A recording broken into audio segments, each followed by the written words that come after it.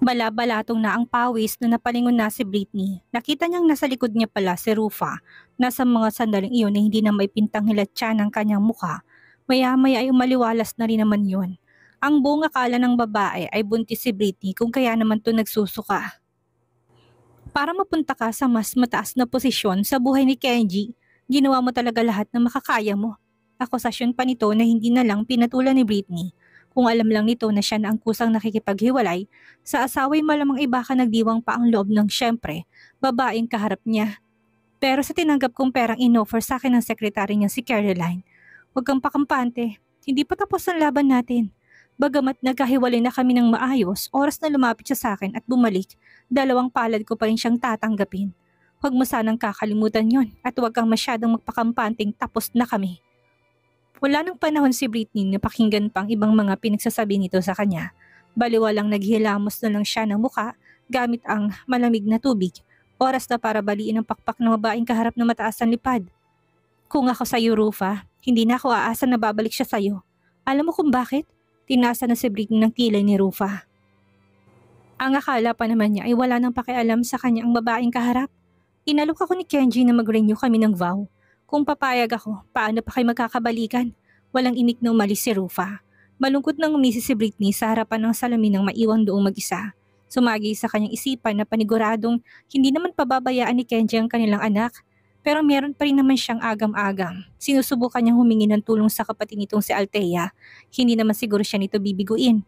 Lalo na kung ang hihilingin niya ay mga kinalaman kinowa na anak nila at pamangkin naman ito.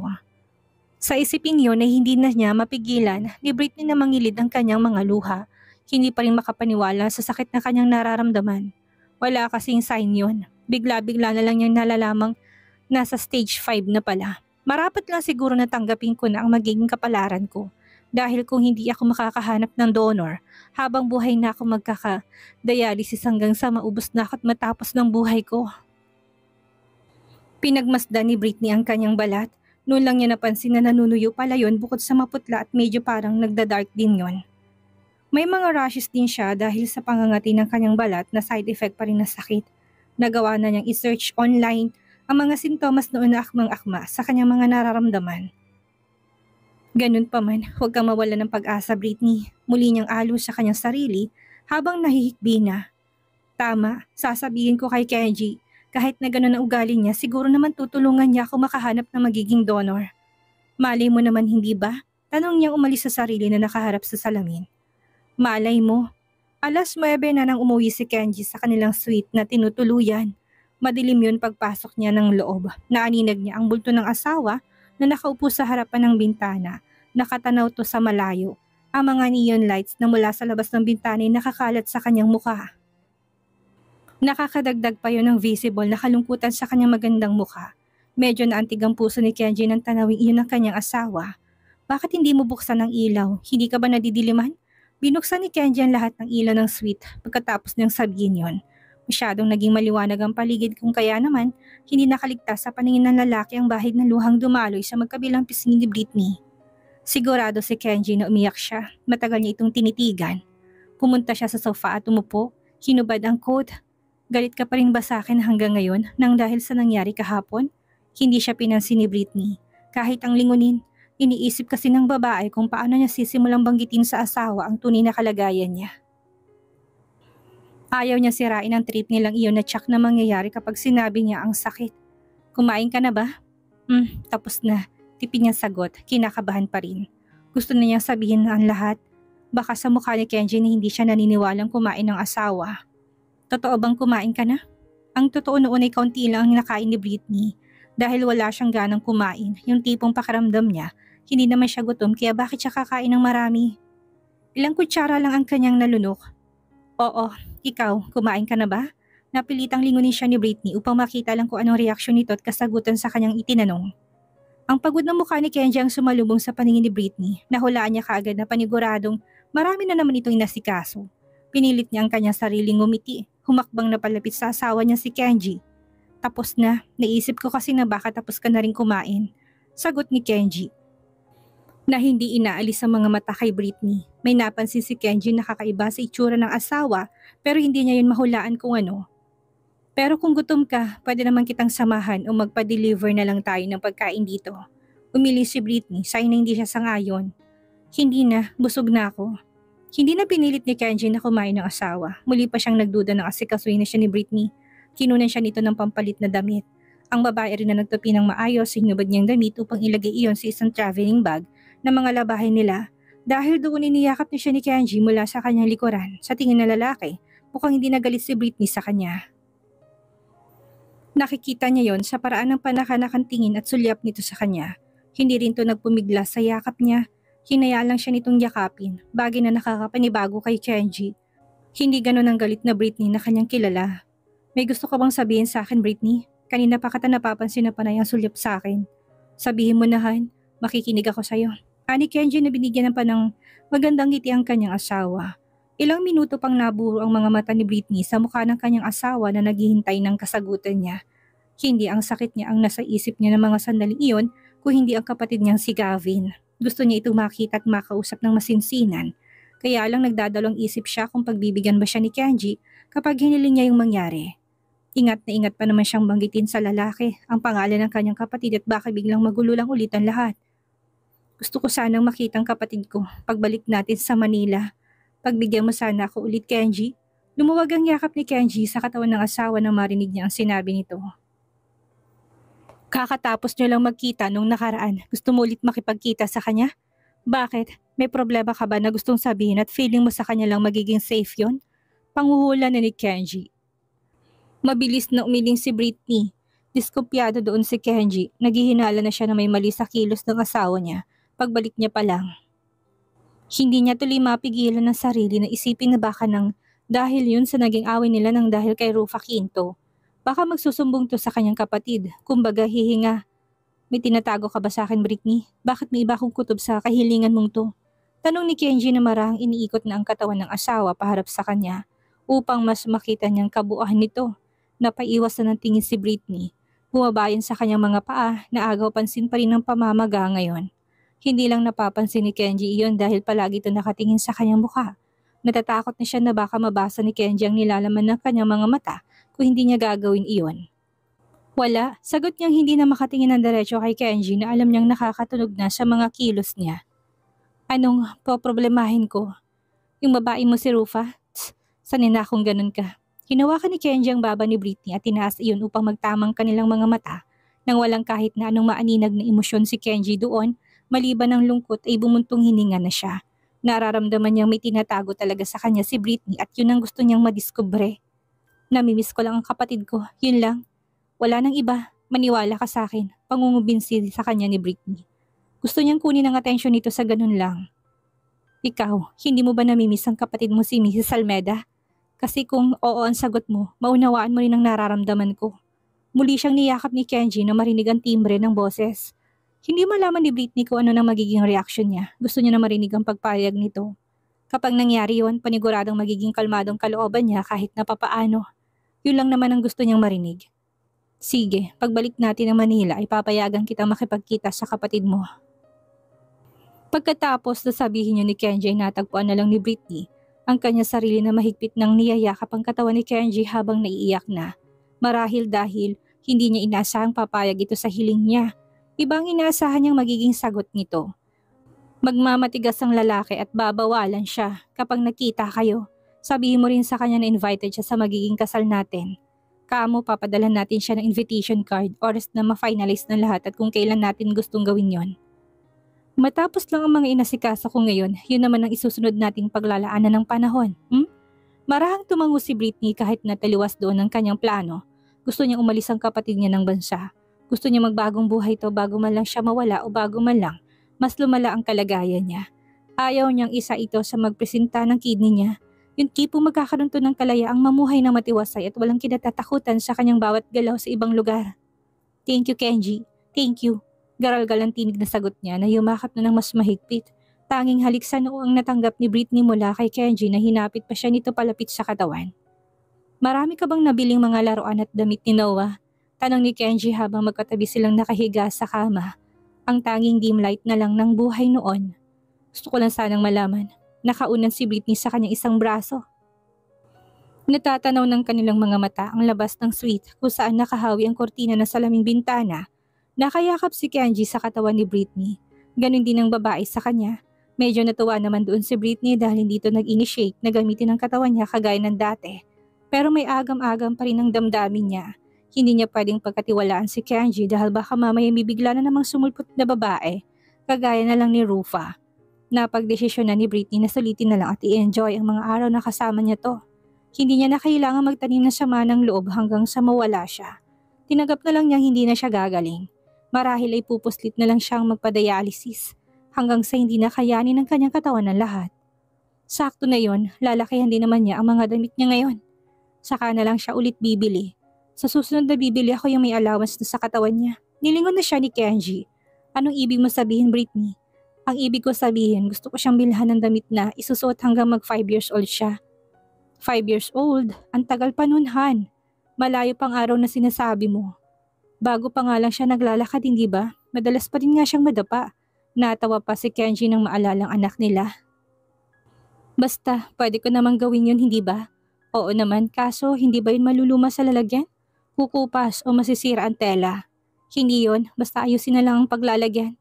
Okay, sige, ikaw ang bahala. O siya, matulog na tayo at maaga pa akong aalis bukas.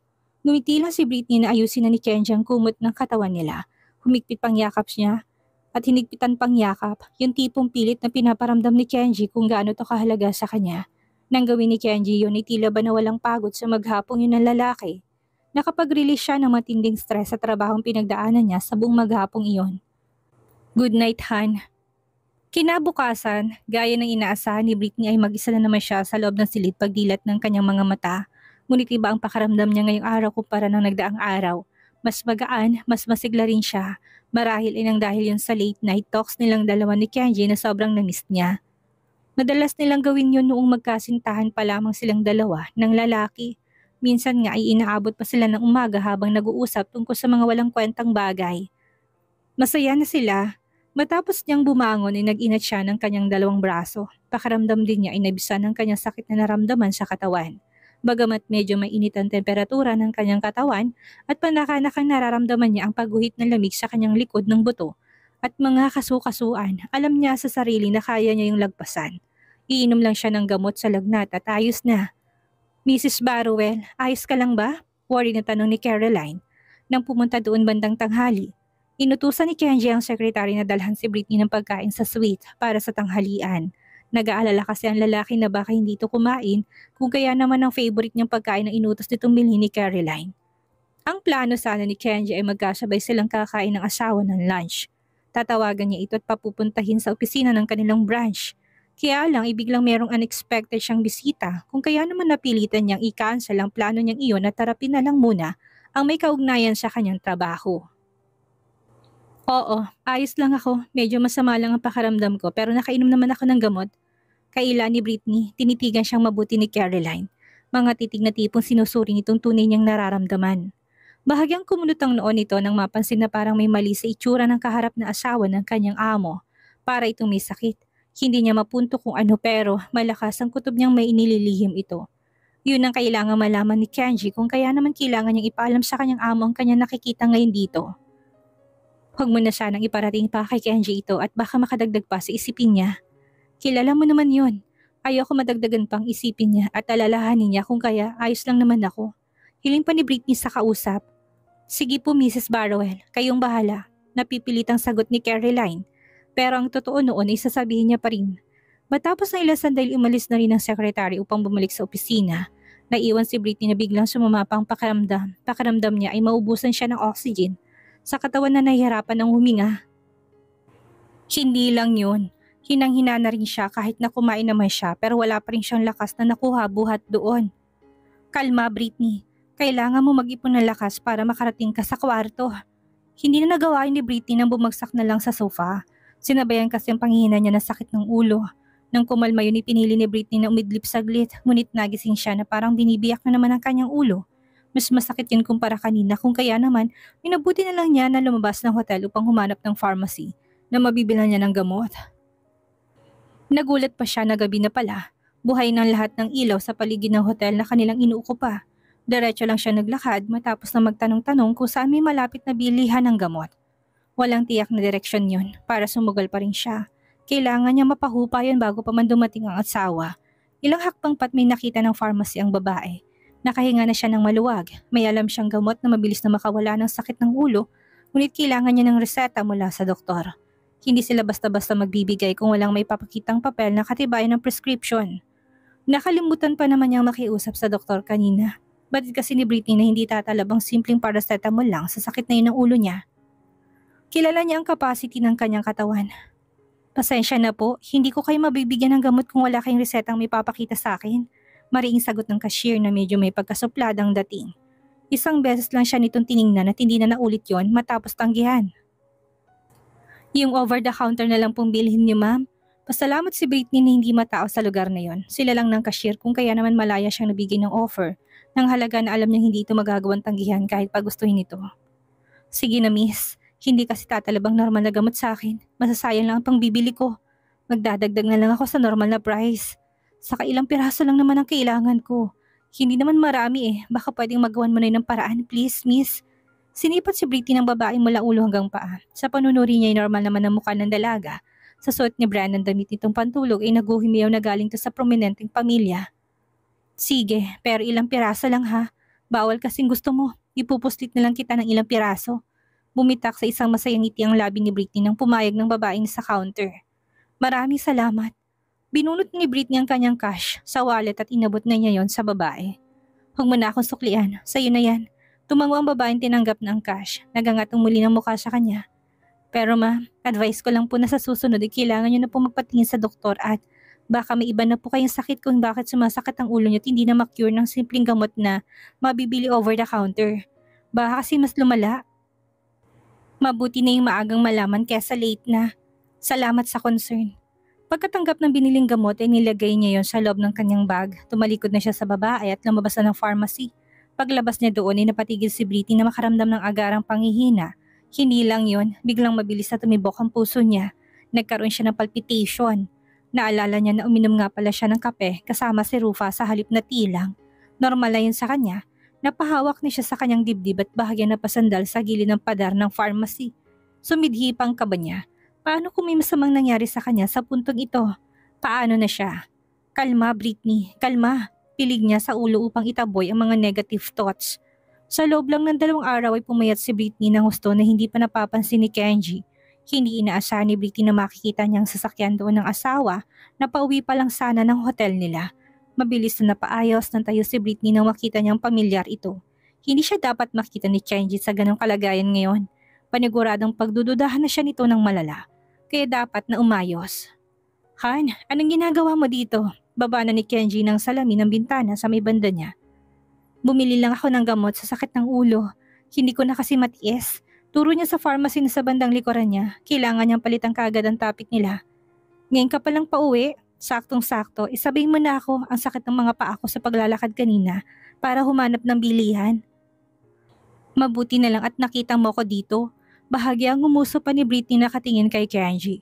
Pinagbuksan siya ni Kenji ng pintuan na puno ng pagtataka ang mukha. Nakapantulog pa rin kasi ang asawa na siyang suot niya nang iwan niya ito kaninang umaga upang magtungo sa kanyang opisina. Ibig sabihin noon na hindi pa ito naliligo o kahit man lang sana magpalit ng kanyang suot na damit. Marami pa sanang gustong itanong si Kenji. Ngunit pinigilan na lang niya ang dilang magsalita doon. Bilis Britney, ang ginaw sa labas tapos hindi ka man lang nagsuot ng jacket o kahit na manipis na balabal. Reklamo ni Kenji na kaagad nang hinubad ang suot niyang coat. Sana'y binili mo na lang kanina kay Caroline. Agad naman tumalima si Britney, hindi na sinagot ang huling sinabi ng kanyang asawa. Pwede mo namang iutos ang bagay na yun sa kanya eh. Basta sabihin mo lang ng maayos.